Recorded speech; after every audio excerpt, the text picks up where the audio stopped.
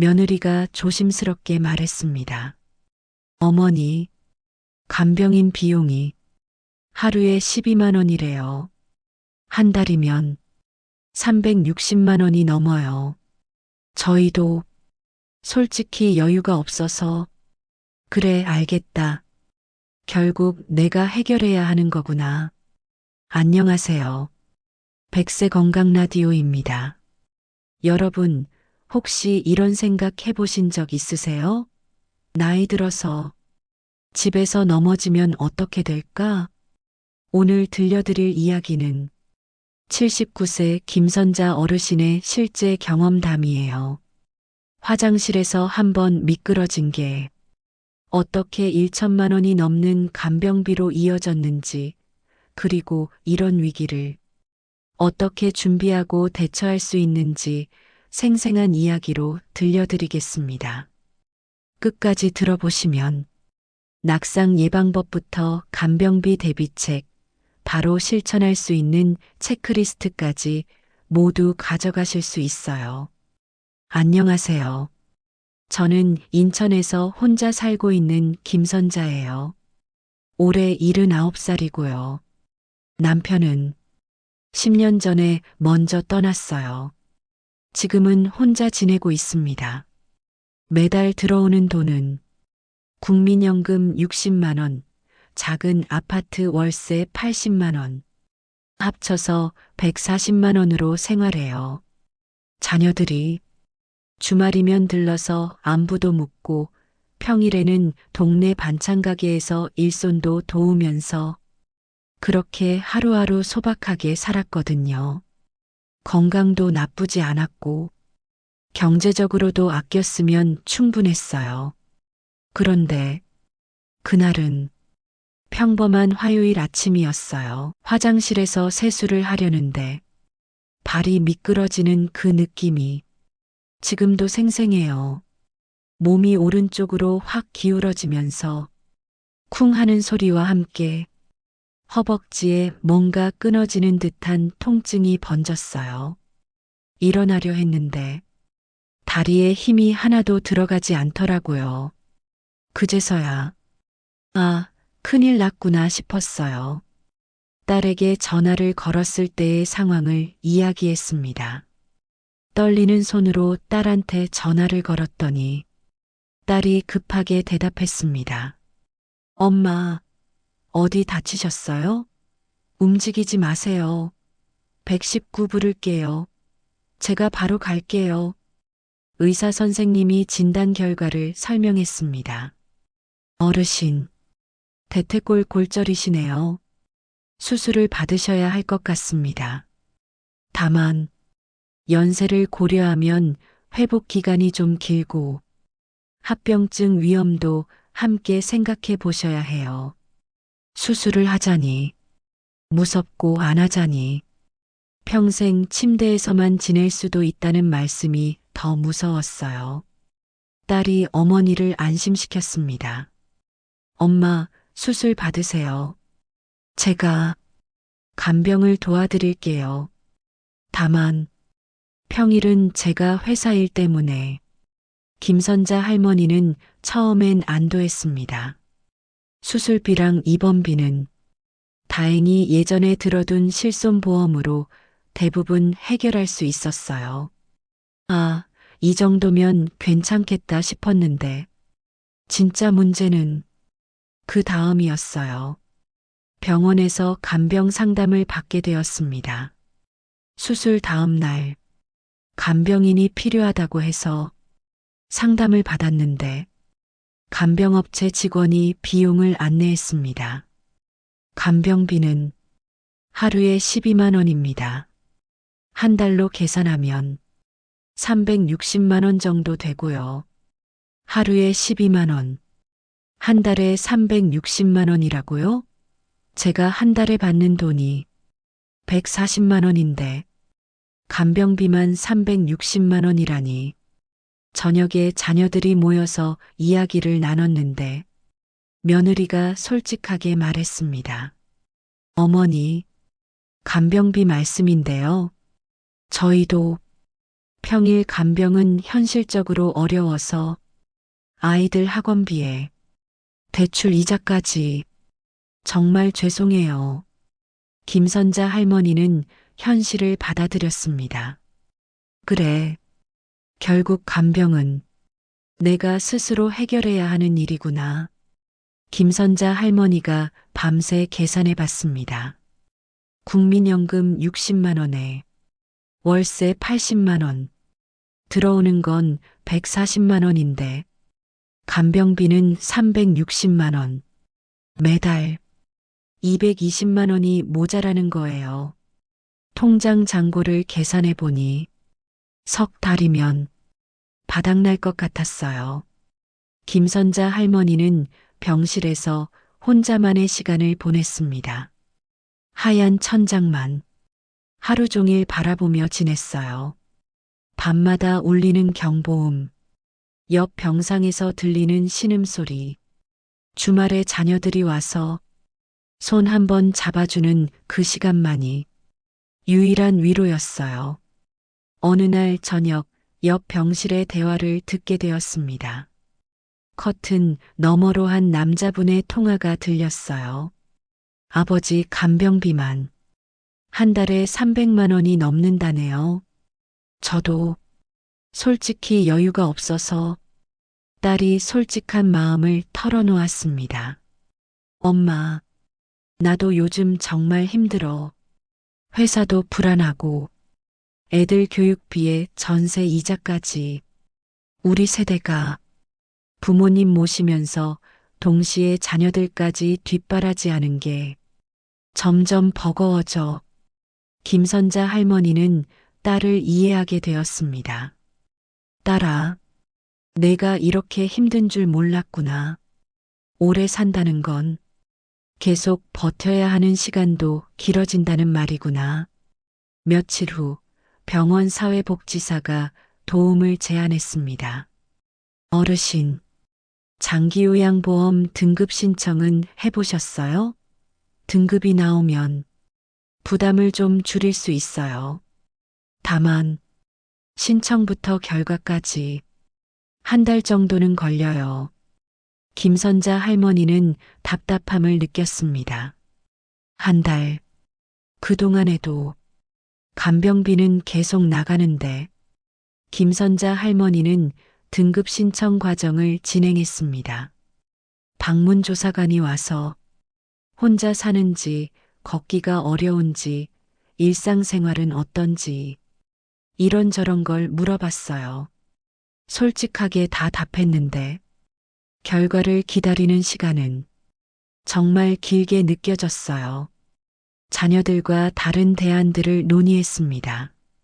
며느리가 제안했습니다. 어머니, 요양병원은 어떠세요? 의료진이 24시간 계시니까 오히려 더 안전할 수도 있을 것 같은데. 김선자 할머니는 여러 곳을 알아봤습니다. 요양병원을 알아보니 보험 적용으로 의료비는 좀 덜 들 수 있지만 본인 부담금은 여전히 만만치 않았어요. 무엇보다 간병이 필요한 시간들을 결국은 돈으로 메워야 한다는 현실은 똑같았거든요. 아들이 자신의 처지를 털어놓았습니다. 엄마, 회사에서 구조조정 얘기가 나와요. 주변 보니까 50 전에 퇴직하는 사람들이 많아. 솔직히 막막해. 간병비가 이렇게 큰 줄 몰랐어요. 김선자 할머니는 깨달음을 얻었습니다. 그제서야 알았어요. 내가 든든하다고 믿었던 자식들도 사실은 절벽 끝에 서 있다는 걸. 우리 모두가 길어진 인생을 어떻게 버틸지 같이 배워가는 중이었어요. 마침내 결심했습니다. 부채에 의존하기보다는 내 삶의 방식부터 바꿔보자. 넘어지지 않는 몸 만들기, 안전한 집 만들기, 지금 당장 할 수 있는 것부터 시작하자. 김선자 할머니가 이번 일로 깨달은 것들을 정리했습니다. 정말 이번에 많은 걸 배웠어요. 제가 들어둔 실손보험, 수술비랑 입원비는 나왔는데 간병비는 한 푼도 안 나오더라고요. 이걸 미리 알았으면 장기요양보험도 65세 넘으면 신청할 수 있다고 해서 받아봤더니 등급은 나왔지만 여전히 제가 내야 할 돈이 많았어요. 그리고 간병보험이라는 게 따로 있다는 걸 이제야 알았어요. 미리 들어뒀으면 매달 돈이 나왔을 텐데 가장 중요한 깨달음을 이야기했습니다. 결국 간병비는 아무도 대신 내주지 않아요. 미리 준비 안 하면 집까지 잃을 수 있는 거더라고요. 여기저기 알아보니까 정말 돈이 많이 들어요. 집에서 간병인 쓰면 하루에 12만 원, 한 달이면 360만 원이에요. 요양원은 시설과 서비스에 따라 다르지만 등급 받으면 본인 부담금이 좀 줄어들어요. 요양병원은 의료 서비스가 포함되니까 더 비싸죠. 한 달에 200만 원은 넘어가더라고요. 김선자 할머니가 간단하게 정리했습니다. 치료가 필요하면 요양병원, 일상 돌봄이 필요하면 요양원이나 재가 서비스를 이용하는 거예요. 어쨌든 간병비는 결국 내 몫이에요. 그러니까 미리미리 준비하는 게 제일 중요해요. 김선자 할머니는 등급을 받고 계획을 세웠습니다. 결국 저는 장기요양 3등급을 받았어요. 그래서 요양원에 잠시 머물면서 재활치료를 받기로 했죠. 비용 부담은 줄었지만 마음 한편으로는 복잡했어요. 요양원에서 다른 어르신과의 대화를 나누었습니다.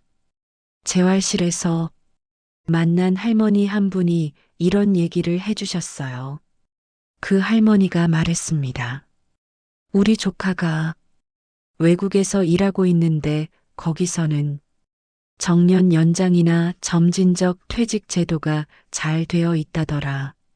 연금 받기 전에 소득이 뚝 끊기지 않게 하려고 김선자 할머니는 새로운 관점을 얻었습니다. 그 얘기를 들으면서 생각했어요. 오래 사는 세상이라면 오래 일할 수 있는 기회도 같이 늘어나야겠구나. 집으로 돌아가면 내가 할 수 있는 일부터 차근차근 다시 시작해보자고 집에 돌아와서 실천에 옮겼습니다. 집에 돌아와서 제일 먼저 한 일이 화장실에 미끄럼 방지 매트 깔고 손잡이 달고 조명을 밝히는 거였어요. 그리고 매일 운동을 시작했죠. 김선자 할머니가 안전한 집 만들기를 설명했습니다. 넘어지지 않는 집 만들기. 하루면 충분해요. 화장실에 미끄럼 방지 매트 까는 거, 복도랑 방에 센서 조명 설치하는 거, 밤에도 자동으로 켜지게 하는 거, 문턱이나 러그, 전선같이 발에 걸리는 것들 다 치우는 거, 화장실이랑 침대 옆에 손잡이 다는 거, 실내화도 미끄럽지 않은 걸로 바꾸는 거, 김선자 할머니가 운동법을 소개했습니다. 넘어지지 않는 몸 만들기는 매일 20분이면 돼요. 의자에서 일어나 앉기를 10번씩 3세트, 벽 잡고 발끝 들기를 20번, 가벼운 아령이나 물병으로 팔 운동 10번씩 3세트, 매일 20분씩 동네 한 바퀴, 보폭은 조금씩 넓게, 시선은 정면 보면서 걸어요. 김선자 할머니가 영양 관리를 설명했습니다. 식사도 바꿨어요. 단백질은 매끼 손바닥 한 장 크기만큼 마이너스 생선, 두부, 계란 같은 거요. 칼슘이랑 비타민 D가 들어간 음식들도 챙기고 물도 하루에 6잔에서 8잔은 마시려고 해요. 정말로 오늘의 20분이 내일의 병원비를 아껴줘요. 몇 개월 후 가족들과 진솔한 대화를 나누었습니다. 딸이 진심으로 사과하고 다짐했습니다. 엄마, 정말 미안했어요. 엄마 혼자 계시는 동안 얼마나 힘드셨을지 이제야 조금 알 것 같아요. 저도 준비할게요. 재취업 교육도 알아보고 가계 지출도 점검하고 간병보험도 실제 필요할 때 도움이 되는 걸로 알아볼게요. 김선자 할머니가 따뜻하지만 현실적인 조언을 했습니다. 괜찮다, 딸아. 다만, 이제부터는 서로 각자 삶을 책임지면서 살자. 나는 내 건강과 안전을 지키고 너는 내 가족을 잘 챙겨. 서로한테 부담 주기 전에 스스로 대비할 수 있는 방법부터 찾아보자. 오늘 준비하는 게 내일 위기를 막는 거야. 며느리가 진심으로 말했습니다. 어머니, 정말 죄송했습니다. 앞으로는 말이 아니라 실천으로 보여드릴게요. 김선자 할머니가 희망적으로 마무리했습니다. 좋다. 각자 안전하게 늙어갈 준비. 오늘부터 함께 시작해보자. 김선자 할머니가 현재 상황을 전했습니다. 지금 저는 다시 혼자 살고 있어요. 하지만 예전과는 완전히 달라요. 간병보험도 새로 들었고 집도 안전하게 바꿨고 매일 운동도 해요. 무엇보다 위기가 와도 대처할 수 있다는 자신감이 생겼어요. 지금 당장 확인하실 3가지를 말씀드릴게요. 첫째, 내 보험 점검해 보세요. 실손보험으로는 간병비가 안 나온다는 점, 간병보험은 따로 준비해야 한다는 점 확인하시고요. 둘째, 집을 안전하게 만드세요. 화장실 미끄럼 방지, 충분한 조명, 손잡이 설치, 장애물 제거, 이런 것들이요. 셋째, 내 몸 상태 점검하세요. 근력과 균형 감각 유지를 위한 운동, 뼈 건강을 위한 영양 관리, 이런 것들 말이에요. 긴 인생을 건강하게 버티는 힘은 정확한 정보와 미리 준비, 그리고 매일의 작은 실천에서 나오더라고요. 여러분도 오늘부터 시작해보세요. 진행자가 따뜻하게 마무리했습니다. 준비된 노후가 행복한 노후예요. 김선자 어르신의 이야기가 도움이 되었길 바라고요. 구독과 알림 설정 부탁드릴게요. 오늘도 들어주셔서 고마워요.